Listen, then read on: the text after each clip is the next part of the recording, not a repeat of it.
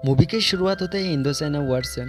फिर उस समय हमें फ्रांस में लॉरेंट को दिखाया जाता है जो अपने दोस्त के साथ मिलकर डोनेशन इकट्ठा कर रहा है और वो लोगों से कहता है कि फ्रांस में जो घायल सैनिक है उसकी वो मदद करने के लिए वो डोनेशन इकट्ठा कर रहा है। बहुत सारे लोग उन दोनों को डोनेशन देते हैं लेकिन बहुत सारे लोग उन दोनों को भगा देते हैं। फिर वो दोनों मिलकर एक बुक स्टॉल में जाता है। वहाँ पर जाने के बाद एक बुक चोरी करता है और फिर घर आ जाता है। घर आने के बाद हम देखते हैं कि उसका बहुत बड़ा फैमिली है। उसकी माँ क्लेरा एंड उसकी फादर सर्ज जो एक गायनोकोलॉजिस्ट है जिसको इस फैमिली की कोई परवाह नहीं होता है, और लॉरेंट का दो बड़ा भाई भी होता है। दूसरी तरफ हम लॉरेंट के दो बड़े भाई थॉमस एंड मार्क जो तीनों आपस में हमेशा लड़ते झगड़ते रहते हैं और तीनों एक दिन आपस में एक चैलेंज करते हैं और कहते हैं कि किसका बॉडी पार्ट सबसे ज़्यादा है। इसीलिए वो तीनों मेजरमेंट लेने के लिए आते हैं। लेकिन उसी समय उस घर का मेड अगस्टा आ जाते हैं और वो तीनों को बहुत डांटते हैं।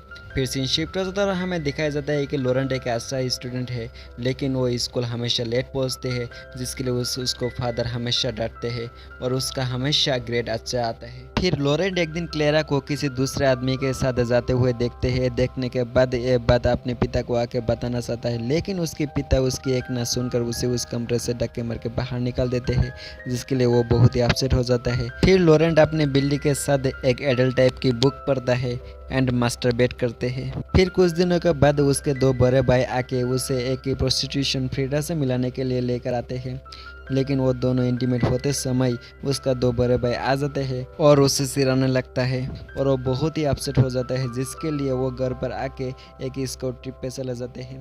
ट्रिप पर चले जाने के बाद उसको फीवर आ जाता है जिस पर डॉक्टर उसे कहते हैं कि उसको ठीक होने में 1 महीना लगेगा।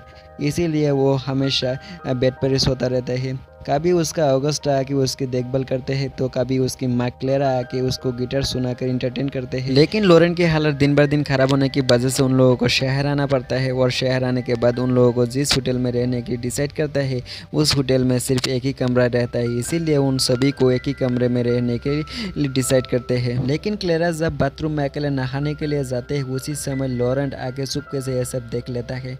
लेकिन क्लेरा को जब इस बात का रियलाइज होता है तभी क्लेरा लॉरेंट के पास आके उसको एक स्लैप करता है। लॉरेंट को उस होटल में दो लड़कियों से मिलते हैं, हेलन एंड डेफ्नी। हेलन के साथ वो पहले बात करता है और हेलन को कहता है कि उसे वो पसंद करता है लेकिन हेलन लॉरेंट के साथ इंटीमेट नहीं होना चाहता है। इसीलिए वो बहुत ही अपसेट हो जाता है, रूम में आ जाता है और थोड़ी देर बाद क्लेरा भी उस रूम में बहुत ही अपसेट होकर आते हैं और लॉरेंट उसे पूछता है कि क्या हुआ। तब क्लेरा उसे बताता है कि उसका बॉयफ्रेंड के साथ उसका आज ही ब्रेकअप हो गया है।